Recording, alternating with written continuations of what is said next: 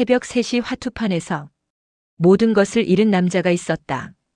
떨리는 손으로 빈 지갑을 만지작거리는 김 씨가 몇십 년 농사지어 모은 돈이 단 하룻밤 만에 사라졌다. 집으로 돌아가는 발걸음이 천근만근 무겁다. 문을 열자 잠들지 못하고 기다리던 아내의 눈빛이 보인다. 여보, 또 갔다 왔어요? 김 씨는 고개를 들 수 없었다. 미안해, 정말 미안해. 이것은 1970년 어느 시골 마을에서 시작된 한 남자의 이야기다. 추락과 절망 속에서 다시 일어선 한 남자의 진짜 이야기. 1970년 어느 시골 마을 조그마한 슈퍼. 김 씨는 그날도 어김없이 농사일을 마치고 마을 슈퍼에 들렸다. 그 당시 슈퍼는 요즘 흔히 말하는 소주방이나 호프집 같은 곳이었다. 마을 아저씨들이 삼삼오오 모여 막걸리를 마시며 이야기꽃을 피우는 곳. 두세 개의 낡은 테이블이 전부였지만 그곳은 마을 사람들의 쉼터였다. 오늘도 수고했네. 자, 한잔하세. 고맙소. 오늘 밭에서 허리가 끊어지는 줄 알았어. 우리 나이에 뭐 다들 그렇지 뭐. 마을 아저씨들은 저녁 되면 이렇게 모여 앉았다. 지나간 시절의 이야기도 나누고 앞으로 해야 할 농사 이야기도 나누며 그렇게 즐거운 시간을 보냈다. 김 씨도 그저 평범한 농부 중 한 명이었다. 아니, 조금 특별했다. 김 씨는 마을에서도 꽤 규모 있게 농사를 짓고 있었다.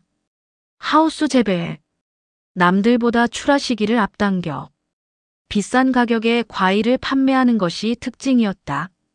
직접 만든 퇴비로 단맛을 유지하면서 출하 시기는 빠르게, 좋은 상품은 과일 가게에 납품하고 조금 상품성이 떨어지는 것은 직접 시장에서 팔았다. 채소도 함께 재배했다. 그런 덕분에 김 씨 가족은 먹고 사는데 별 걱정이 없었다. 여보, 저녁 준비됐어요. 오늘 수확한 채소로 맛있게 만들었어요. 그래, 오늘 하루도 무사히 끝났네. 가족들 잘 먹어야지. 모아둔 돈도 조금 있었고 자녀들도 좋은 대학에 입학하여 나름 행복한 가정을 유지하고 있었다. 평화롭고 소박한 행복. 그것이 김 씨 가족의 일상이었다. 하지만 그 평화는 오래가지 못했다. 그러던 어느 날 마을에 서울에서 이사온 이 씨라는 남자가 나타났다. 안녕하세요. 처음 뵙겠습니다. 마을이 참 조용하네요. 안녕하세요. 새로 오셨군요. 이 씨는 다른 마을 사람들과는 달랐다. 농사는 짓지 않았다. 하루 종일 라디오를 들으며 시간을 보내거나 마을 뒤 저수지를 산책하는 것이 전부였다. 처음에는 서먹서먹했다. 하지만 시간이 지나면서 차츰 낯을 익히고 친해져 갔다. 그리고 몇 달 후 오늘 저녁 심심한데 화투 한 판 어때요? 그냥 시간이나 때우는 거죠? 뭐 하투요? 좋죠. 한판 해봅시다. 처음에는 점 10원짜리 친선 화투였다. 그저 시간 때우기용. 웃고 떠들며 즐기는 놀이였다. 하지만 날이 갈수록 판돈이 커지기 시작했다. 김 씨는 그 노름판에 빠져들기 시작했다. 집에 돌아가는 시간이 점점 늦어졌다. 요즘 들어 이상해요. 혹시 무슨 일 있는 거예요? 아니야, 그냥 친구들이랑 이런저런 얘기하다 보니 늦었을 뿐이야. 변명이었다. 김 씨는 아내에게 진실을 말할 수 없었다. 어느 날 밤, 김 씨는 20만 원을 땄다. 이런 날도 있구만. 나도 왕년에는 화투하면 한판 하는 사람이었는데. 기분이 좋았다. 역시 내 실력이야라고 생각했다. 하지만 그것은 함정이었다. 시간은 흘러 농한기가 찾아왔다. 초겨울에 쌀쌀한 바람이 불기 시작했다. 이제 남아도는 것은 시간뿐이었다. 오늘은 또 어디서 시간을 때우지? 김 씨는 또다시 동네 슈퍼로 발걸음을 옮겼다. 거기에는 이 씨와 동네 친구들이 막걸리를 마시고 있었다. 오늘 한 판 붙어보는 거 어때요? 좋지, 한번 해볼까? 그날 밤 김 씨의 호주머니가 텅텅 비기 시작했다. 총 잃은 금액 50만 원. 아, 이 돈이면 얼마나 밭에서 일을 해야 버는 돈인데. 김 씨는 자리에서 일어났다. 며칠 있다가 제대로 한 판 붙어보지. 그럼 일주일 후에 봅시다. 약속이 잡혔다. 일주일 후 그들은 다시 이 씨의 집에 모였다. 오늘은 준비 단단히 하고 왔지. 김 씨는 날을 세웠다. 큰 판돈이 왔다 갔다 하면서 알 수 없는 긴장감이 찾아왔다. 이미 화투판은 일반 화투에서 2장으로 하는 일명 쪽이라는 방식으로 바뀌어 있었다. 이 2장짜리 노름은 일반 화투와는 격이 다른 노름이었다. 한 판에 큰 판돈이 오가는 진짜 도박이었다. 시간은 흘러 새벽 3시. 김 씨는 준비해간 큰 판돈을 모두 잃고 말았다. 이게 내 운명이란 말인가? 믿기지 않았지만 현실이었다. 김 씨는 큰 좌절감에 빠졌다. 내가 자신을 되돌아봤다. 하지만 그때는 이미 늦었다. 모든 것을 잃은 상태였다. 후회해도 소용없었다. 집에 돌아와서도 잠을 이룰 수 없었다. 며칠 동안 혼자 고민했다. 그리고 아내에게 사실을 털어놓았다. 여보, 사실은 내가 아내는 이미 짐작하고 있었는지 침착하게 김 씨에게 말했다. 여보, 우리 이 마을을 떠나요. 새로운 곳에서 다시 시작해요. 그 말을 들은 김 씨는 아내가 고마웠다. 화를 낼 줄 알았는데 자신을 이해해주는 아내. 미안해, 정말 미안해. 괜찮아요. 우리 함께 이겨내요. 김 씨는 더 이상 아내에게 실망을 안겨주고 싶지 않았다. 아내의 말을 따르기로 했다. 며칠 후, 김 씨는 남아있는 부동산을 처분했다. 새로 이사갈 곳도 물색하기 시작했다. 몇십 년 동안 살았던 이 마을을 떠나다니 섭섭하네. 하지만 어쩔 수 없었다. 여기 있으면 자신의 삶은 더 피폐해질 뿐이라는 것을 알았다. 새로운 출발점이 필요했다. 그날 점심, 집 뒤뜰에 있는 호박잎과 풋고추, 그리고 오이. 어쩌면 여기서 먹는 마지막 식사인지도 몰랐다. 오랜만에 아내와 막걸리를 한잔했다. 여보, 이렇게 단둘이 막걸리 먹는 게 몇 년 만이야. 그러게요, 오랜만이네요. 앞으로 살아갈 계획을 이야기했다. 여보, 이제 당신은 조금 쉬어요.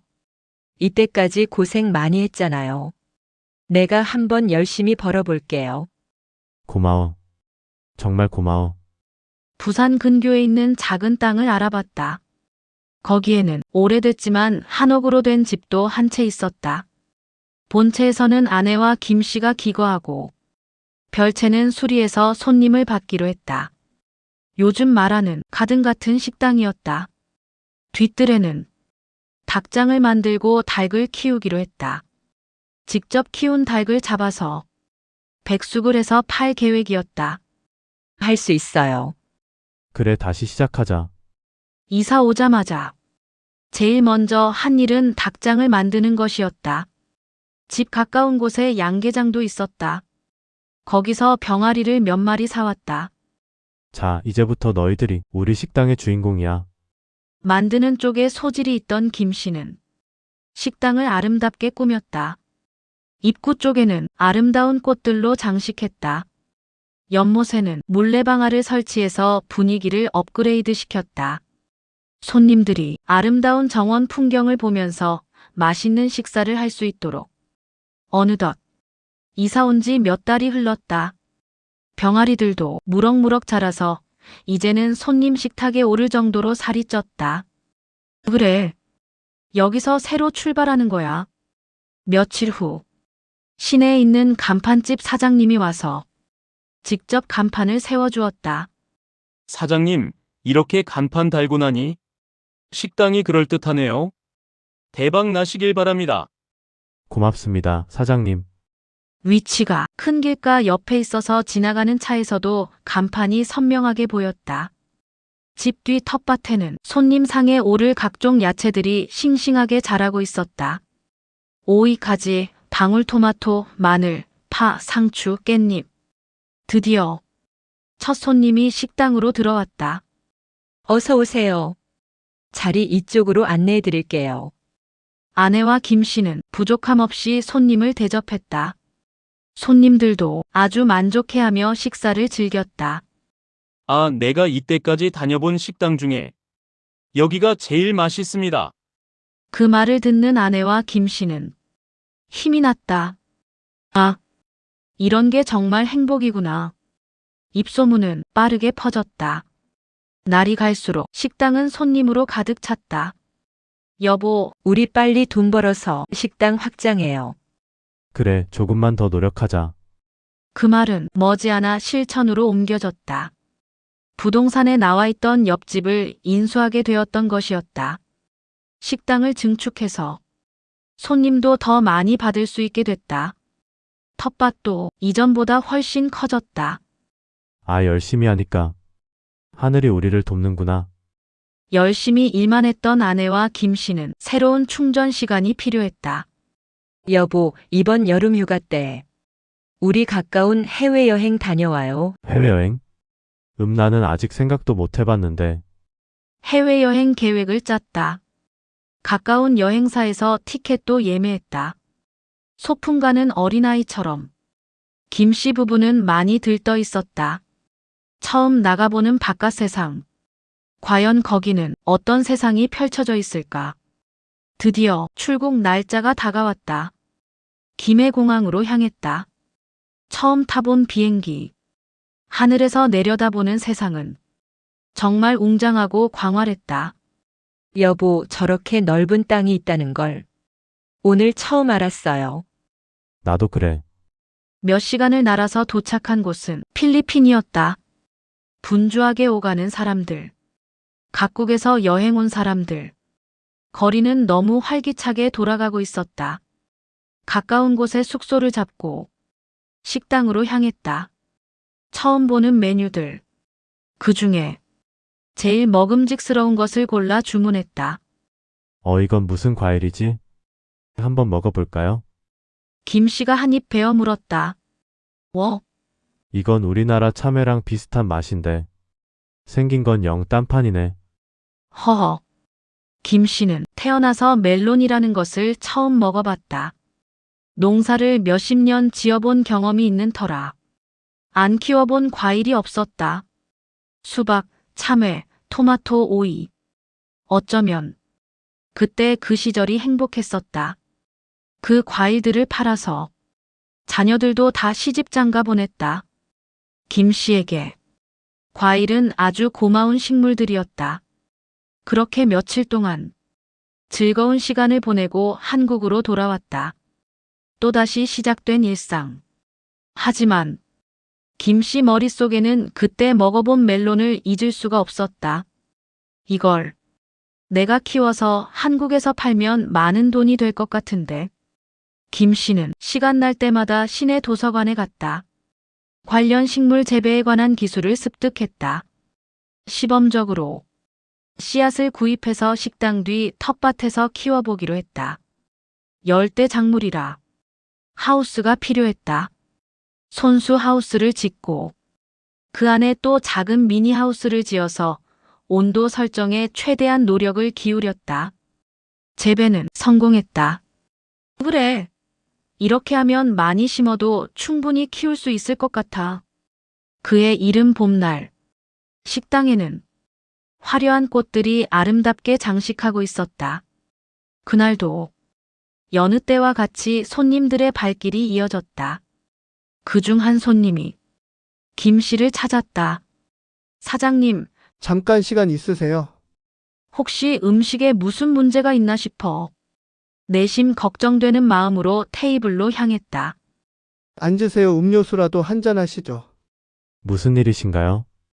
내가 당신 땅 옆에 있는 땅 주인입니다. 지금 사업이 어려워져서 그 땅을 팔게 됐어요. 혹시 관심 있으신가요? 갑자기 들은 소식이라 조금 생각을 해봐야 될 것 같네요. 그날 밤, 아내와 상의했다. 나는 옛날에 농사 지었던 경험이 있어서 멜론을 한번 키워보고 싶어 그래요. 당신이 그런 생각을 갖고 있다면 한번 해보세요. 나는 당신을 믿어요. 마침 식당이 잘 되는 덕분에 모아둔 돈이 있었다. 모자라는 돈은 은행 대출로 충당하기로 하고 그 땅을 매입했다. 김 씨 부부는 이사 오기 전 농사 짓던 땅보다 훨씬 큰 토지를 소유하게 됐다. 김 씨는 그 땅에 하우스를 짓고 멜론 재배에 들어갔다. 그 당시만 해도 멜론은 아주 귀한 과일이었다. 시장에 내놓거나 과일 거래처에 납품하면 들어가기가 무섭게 팔려나갔다. 어느덧 김 씨의 멜론 농사는 식당에서 벌어들이는 수입보다 더 많은 수익을 안겨주게 됐다. 이제 김 씨 부부에게는 남부러울 것이 없었다. 잠시 노름에 빠져 삶을 방황하던 시절이 있었다. 어쩌면 그 아픈 과거의 시간들이 지금은 더 큰 기회가 되었을지도 모른다. 그리고 몇 년이 흘렀다. 정권이 바뀌어서 새로운 정부가 들어섰다. 늘어나는 인구에 비해 부족한 주택 보급을 늘리기 위해 대도시 주변에 대규모 신도시를 건설하겠다는 정부 발표가 나왔다. 그 신도시 발표에 들어간 지역이 바로 김 씨가 운영하고 있는 멜론 농장과 가든 식당이었다. 여보, 이거 봐요. 우리 땅이 신도시에 포함됐대요. 정말? 이럴 수가. 대도시 가까운 위치였기에 해가 갈수록 땅값이 오르고 있었다. 그 와중에 신도시 개발이라는 호재가 터진 것이었다. 김 씨 부부는 큰 돈을 만질 수 있는 기회가 찾아온 것이다. 여보, 이제 당신도 할 만큼 열심히 하고 살았으니까 우리도 이제 좀 편히 살면서 쉬엄쉬엄 일해요. 그래. 우리도 누구보다 더 열심히 살았지. 이제는 우리도 조금 여유를 즐기자. 몇 달 후, 김 씨 부부가 보상받은 금액은 무려 20억이 넘었다. 작은 빌딩도 한 채 살 수 있는 돈이었다. 김 씨 부부는 보상받은 금액으로 시내에 다시 오리가든을 차리게 되었다. 단순한 식당이 아니었다. 정말 아름다운 정원을 겸비한 완벽한 식당이었다. 이제는 단순히 요리를 파는 것만이 아니었다.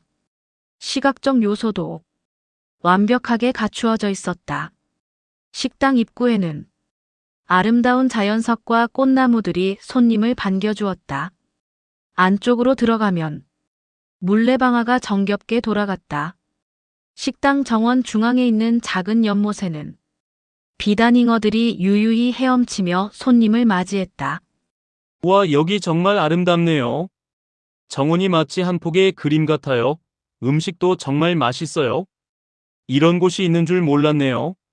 오는 손님들은 매우 흡족해하며 맛있는 음식을 즐겼다. 김 씨 부부의 오리가든은 입소문을 타고 빠르게 유명해졌다. 여보, 우리 정말 잘 됐어요. 그러게 이 모든 게 꿈만 같아. 그리고 몇 달 후 추석 명절을 맞이했다. 오랜만에 자녀들과 모든 식구들이 그 식당에 다 같이 모였다. 아버지, 여기 정말 멋지네요. 음식도 정말 맛있어요. 어머니 손맛 그대로예요. 김 씨는 웃으며 말했다. 그래 이렇게 가족들이 다 모이니 정말 좋구나. 김 씨는 잠시 먼 곳을 바라보며 말을 이었다. 예전에 시골에서 농사 짓던 때가 생각나네. 그때는 정말 힘들었지. 맞아요. 새벽부터 밤늦게까지 일만 했었죠. 하우스에서 참외 키우고 토마토 키우고 그때는 정말 허리가 끊어지는 줄 알았어.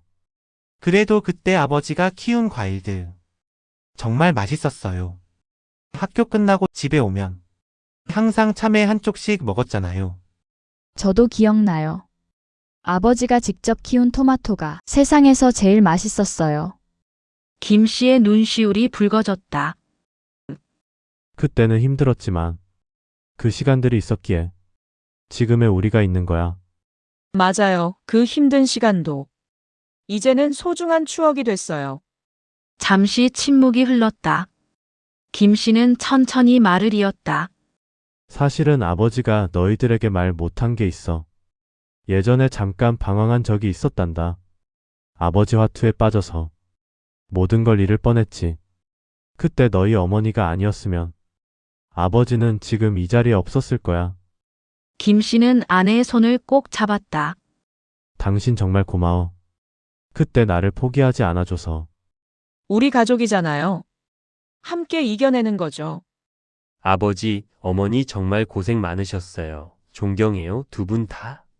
김 씨는 행복한 미소를 지으며 말했다. 이제는 손주들 얼굴이나 자주 보면서 살아야지. 허허. 맞아요. 이제는 우리도 편히 쉬면서 살 수 있어요.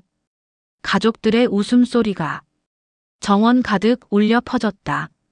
물레방아는 여전히 정겹게 돌고 있었고 저녁 하늘에는 보름달이 밝게 떠올랐다. 연못의 비단잉어들은 유유히 헤엄쳤다. 이 이야기가 재미있고 유익했다면 구독과 좋아요 부탁드리겠습니다. 시청해 주셔서 감사합니다.